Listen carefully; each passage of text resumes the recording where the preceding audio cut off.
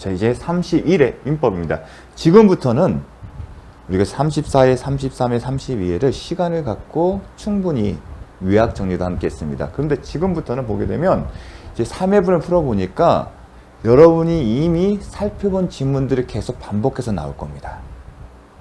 이제 그러한 것들을 이제 여러분들이 보실 겁니다. 그렇기 때문에 그런 부분들은 이제 확인만 하고 넘어갈 겁니다. 자, 보겠습니다. 법률행위 효력에 관한 설명으로 틀린 것은, 자, 1번 무효행위 전환에 관한 규정은 불공정한 법률행위에 적용될 수 있다. 맞다. 자주 출제됩니다. 불공정한 법 104조에 적용될 수 있다. 무효행위 전환에 대한 규정 자체를 묻지 않습니다. 그냥 무효행위 전환 규정은 딱 이때 한 번만 나옵니다. 104조와 관련해서. 두 번째, 경매에는 104조 규정이 적용이 안 된다. 이미 나왔습니다. 3번, 강제집행 면탈 목적으로 허위의 근저당권 설정하는 행위는 사회질서 위반에 해당된다, 안 된다? 안 된다. 강제집행 면할 목적, 직관적으로는 뭔가 무효일 것 같은데 허용되지? 유효합니다. 무효가 103조 위반이 아니다. 마찬가지로 양도소득세 회피할 목적으로 실제로 거래한 매매자보다 낮은 금액으로 매매가 체결하더라도 사회질서 위반이 아닙니다. 정말 단골로 나옵니다. 이제 뒤에 나옵니다. 이 지문들이. 왜 이런 현상이 나타나냐면 103조 위반은 746조와 관련됐고, 이러한 경우에 103조 위반이 되게 되면, 자, 강제집행 목적이나 양도소득세면 이 부동산의 강제집행을 통해서 채권을 회복하고 싶은 채권자가 존재해요. 이거는 민간인, 일반인이고요. 여기는 국가예요.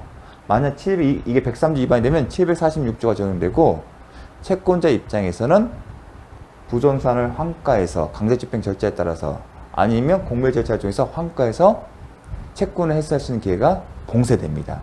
그러한 어떤 내막이 있습니다. 제가 기본을 강의할 때 설명을 드렸습니다. 4번, 상대방에게 표시되거나 알려진 법률행위의 동기가 사회질서에 반한 경우에는 무효이다. 이 표현도 동기가 표시되거나 아니면 알려진 동기가 사회질서에 반한 경우. 그 다음에 소송에서 증언할 것을 조건으로 통상, 핵심은 통상 용인되는 수준이에요. 근데 이걸 넘었다. 넘는 대가를, 보통의 경우는 교통비에서 10만원 주면 되는데 뭐 1000만원 주겠다. 그러한 약정은 무효이다. 요것들. 자, 42번. 통정 허위 표시를 기초로 새로운 법률상 이해관계를 맺는 제3자, 3자에 해당되냐 안 해당되냐 계속 봤습니다. 가장 채권을 가압류자, 가장 정세권의 저당권 취득한 자 되고요. 채권의 가장 양도에서 변제 전 채무자는 해당되지 않습니다. 새로운 이해관계를 맺지 않기 때문에요. 자, 가장 채권 있고요. 채권자가 있고 채무자가 있어요. 그럼 채권이 존재해요. 근데 채권 허위 표시가 뭐죠? 양도계약이에요. 양수인이 있어요. 변제를 하기 전에는 아무런 이해관계가 없죠. 이 계약관계를 기초로 해서. 잘 기억해주세요. 변제기 하기 전. 파산 선고 가장 채권 파산 관제인도 당연히. 다만 선악의 구분은 파산 채권자가 전부 선인 경우, 악이야만이 악이지 일부라도 선이면 파산 관제는 선이다.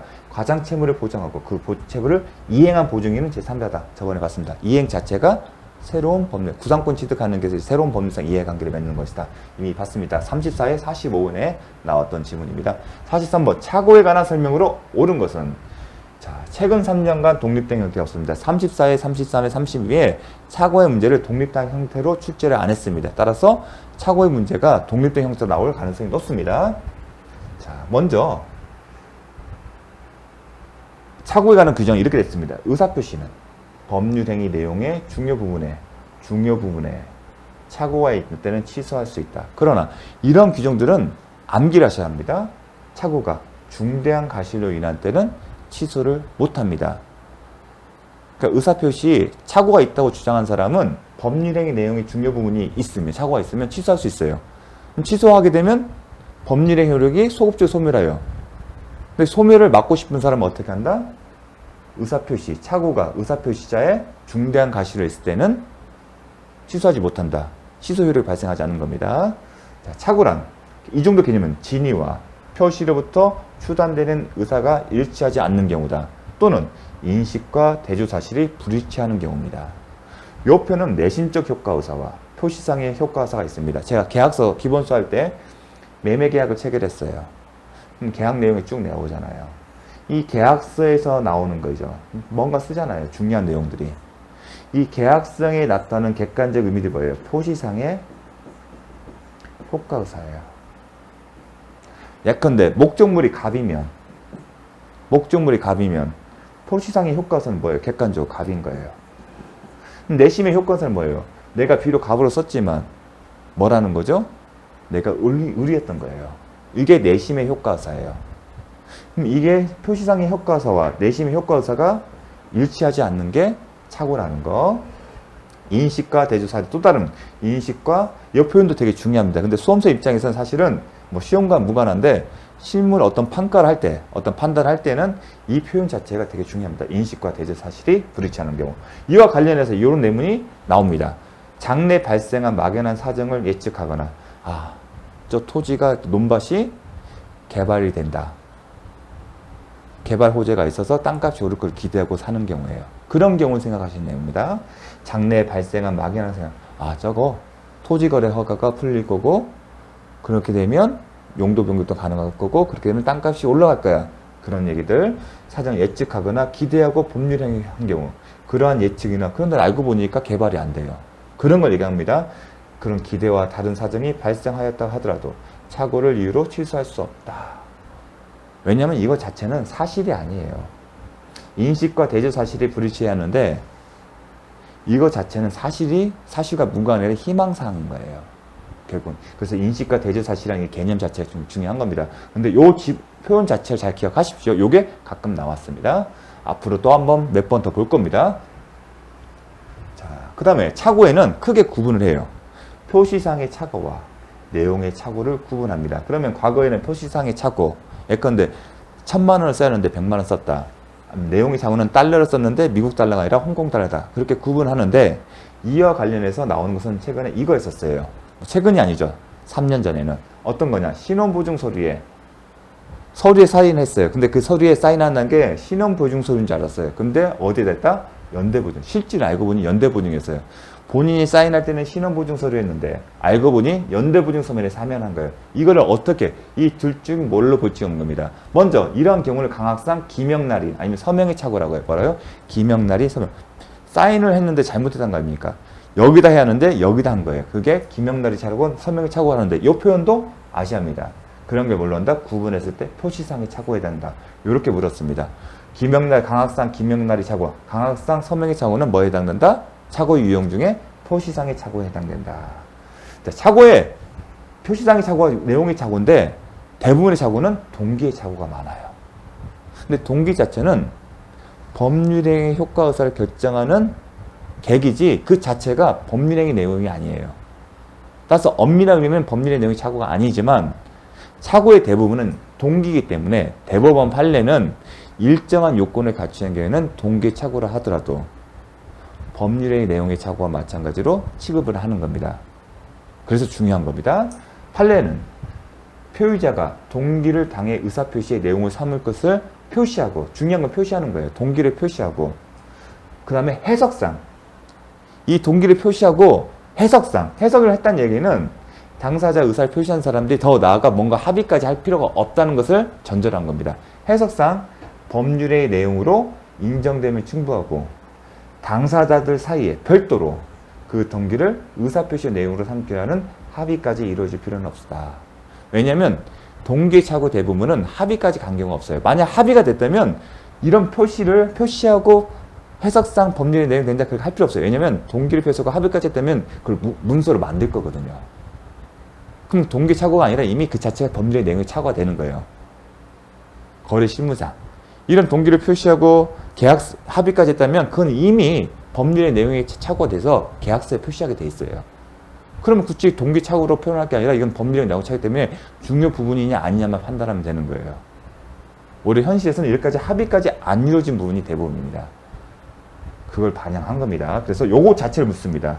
이렇게 묻습니다. 동기가 법률행위 내용이 되기 위하여 당사자 사이에 그 동기를 의사표시 내용을 한다는 합의까지 있을 필요는 없다. 단지 표시하고 해석상 그러니까 합의가 없다 필요 없다는 얘기는 결국은 해석상 당사자 사이에 그 동기를 의사표시 내용을 삼기로 한다는 법률 내용으로 되어 있다고 인정되면 충분하다는 겁니다. 이 내용이 하나씩 잘 분석할 필요가 있는데 요거 정도가 정확히 합니다. 합의까지 필요 없다. 표시하면 된다. 동기를 표시하면 되지 더 나아가 합의까지 할 필요가 없다. 자, 판례는 자, 동기를 표시하는 거예요. 더 나아가 판례 이 경우에서요.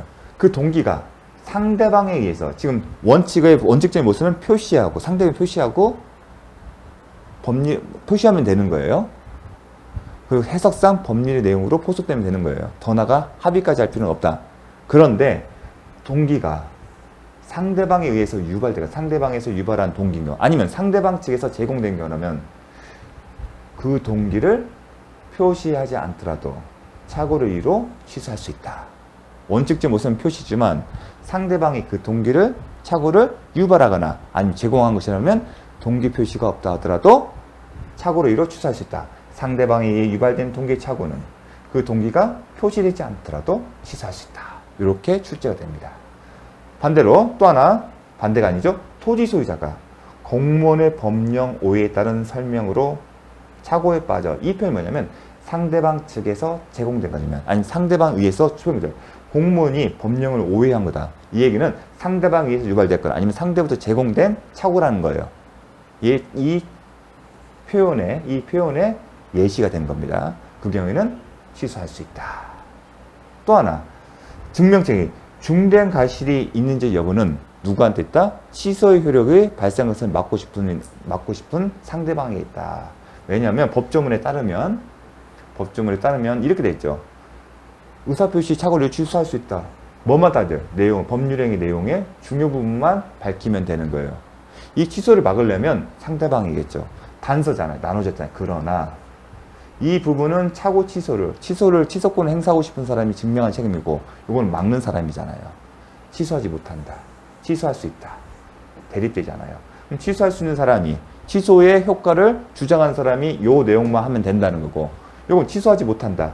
취소의 효과를 방해하고 싶은 사람이 요 사실을 증명해야 한다. 그러니까 상대방이 되는 거죠. 잘 차분히 생각을 해보십시오. 입증 책임은 몇 군데가 있어요. 아까 허위 표시 한번 봤었죠. 추정력이 있기 때문에. 그다음에 이제 착오로 중대한 과실은 누구에 있다? 상대방에 있다. 착오로 인한 의사 표시에 있어서 표의자의 중대한 과실 유무에 관한 증명 책임은 상대방이 아니라 착오자이다? 아니다. 상대방에 있다. 자, 여기까지 증명 책임을 살펴봤습니다. 그러면 이제 하나씩 보겠습니다. 착오에 관한 설명을 옳은 것은 모두 고르세요. 하자 담보 책임이 성립하더라도 착오를 이유로 한 매수인의 취소금 배제되지 않는다. 자, 고려청자 진품이자 봤더니 가품이에요. 그럼 착오 받은 거잖아요. 착오 뭐예요? 진품인 줄 알고 산 거잖아요. 그럼 인식과 사실 가짜잖아요. 진짜인 줄 알았는데 가짜. 그럼 착오를 이유로 취소할 수 있어요. 근데 또 하나 이건 매매계약이잖아요. 매매계약에서 하자가 있는 거죠. 진품이 아니까 하자잖아요. 그러니까 하자담보 책임을 이유로 권리를 행사할 수 있고 특정물에 대한 매수인 선의 불가시인 경우에는 계약을 해지할 수 있고 손해배상 청구를 할 수 있지 않습니까? 그와 별개로 착오를 이유로 취소할 수도 있습니다. 배제되지 않는다. 경과실로 포인트 경과실로 착오에 빠진 표의자가 착오를 이유로 의사표시를 취소한 경우 상대방에 대하여 불법인의 손해배상 책임을 진다? 아니다. 자, 경과실로 착오를 빠진 자도 취소할 수 있어요. 즉 중과실에 있는 경우에만 취소할 수 없어요.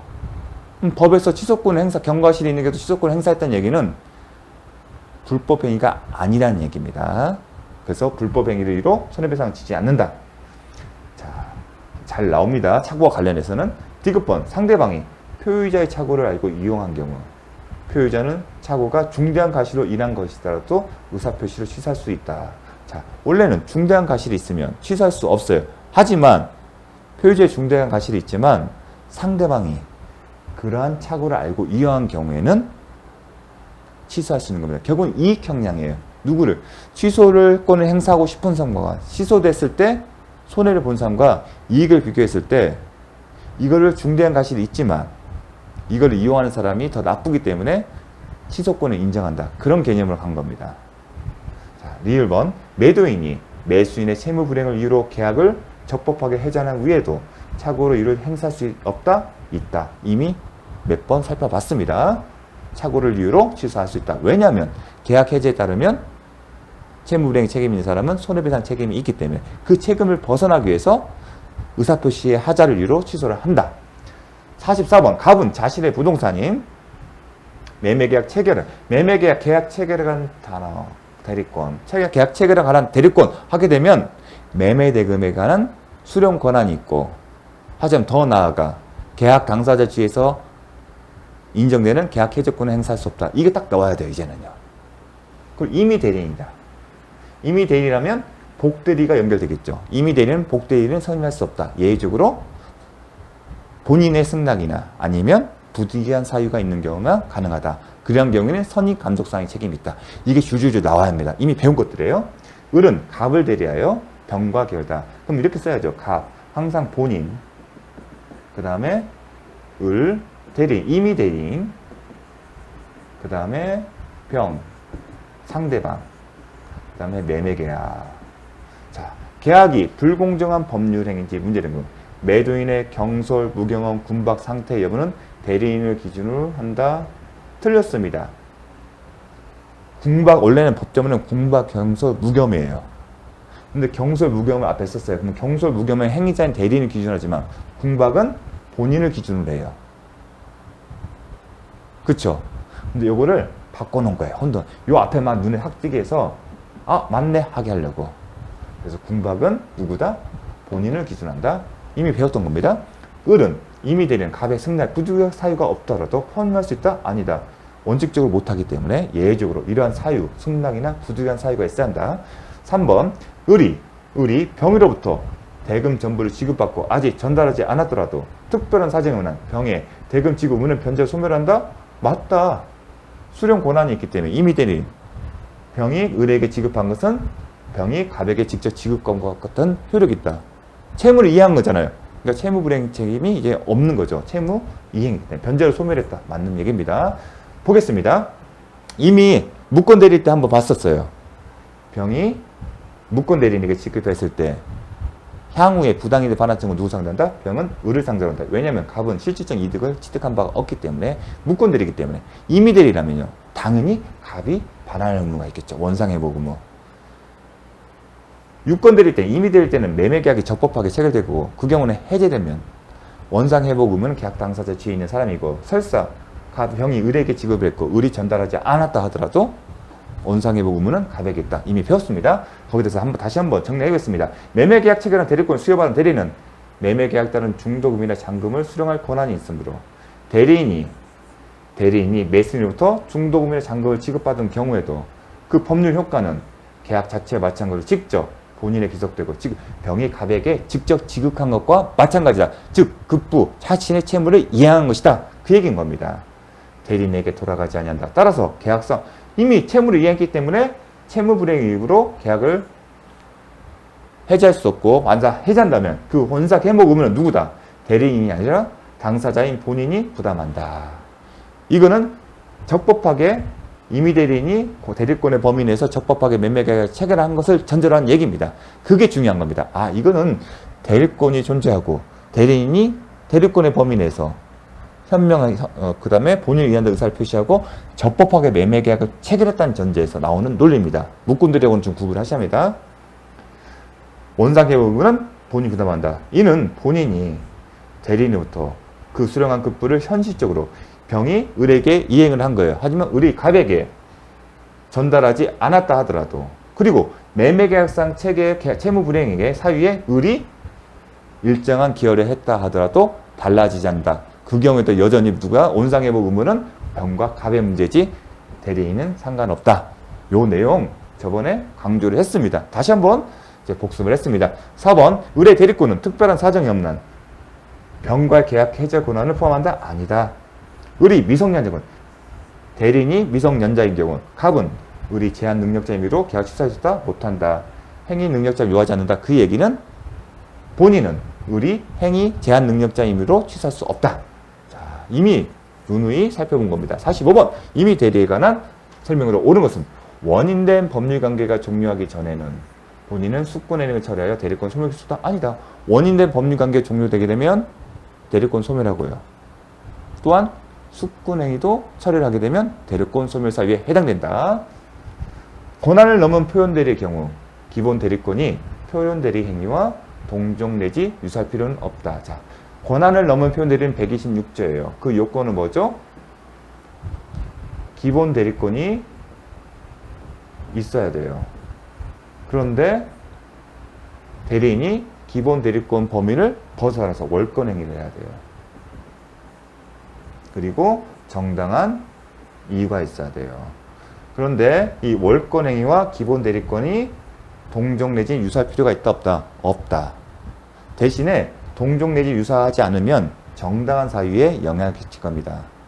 만약에 기본 대리권과 월권 대리인이 동종이나 유사하게 되면 정당한 사유를 인정받을 가능성이 높아질 것이고, 기본 대리권과 월권 대리 행위가 동종이나 유사하지 않으면 정당한 사유를 인정받을 가능성이 낮아질 겁니다.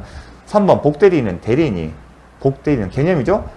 대리인이 자기의 명의로 선임함으로 자신이 선임한 거 맞아요. 하지만 대리인이 아니라 본인의 대리인이다. 잘 나오죠. 대리인이 여럿인 경우 각자 대리다. 틀렸죠. 공동이 아닙니다. 5번 대리인의 기망행위로 계약을 체결한 상대방은 본인이 그 기망행위를 알지 못한 경우 아니죠. 본인과 대리는 같은 한 몸이기 때문에 본인의 인식률에 상관없이 시사할 수 있다. 이 표현이 왜 나오는 거죠? 사기 강박에서 제3자의 사기 강박의 경우에는, 자, 제3자의 기망행위로 계약을 체결한 상대방이 그 기망행위를 알았거나 알 수 있었을 경우에 계약을 취소할 수 있다.